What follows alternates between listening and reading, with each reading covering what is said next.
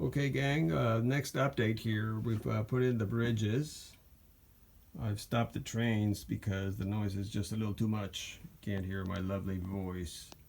But these two guys are in. Gone ahead and installed those. This is on the main line, of course. My two outer loops. And over here is a ravine slash river area.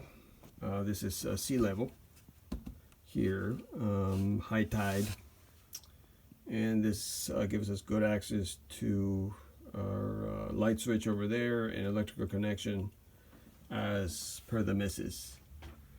Couldn't get away from that. That's the update as far as that. We're contemplating over here on this spur putting in a couple of extra bridges. This one would be just simply a little cove area here, very small little cove, kind of like Oregon Coast type of stuff where you have a tiny cove.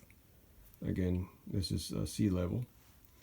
And then this guy could be either a continuation of the creek or whatever that's coming from over there. And so I'm contemplating it. I'm a little concerned about the low level and knocking off one of the locomotives or something, which obviously this guy over here would protect them.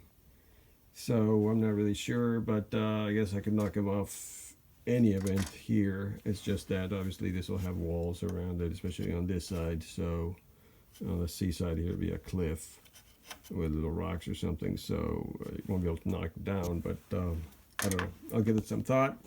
You guys let me know what you think.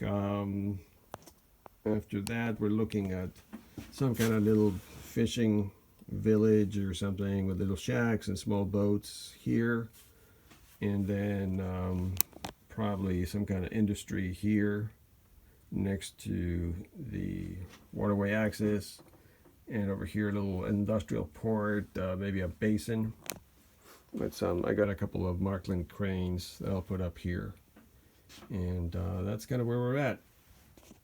Next update in a while. Hey kids, here's my little video. Train's running. Won't be a lot of talk because you can't hear me over the din of the machines.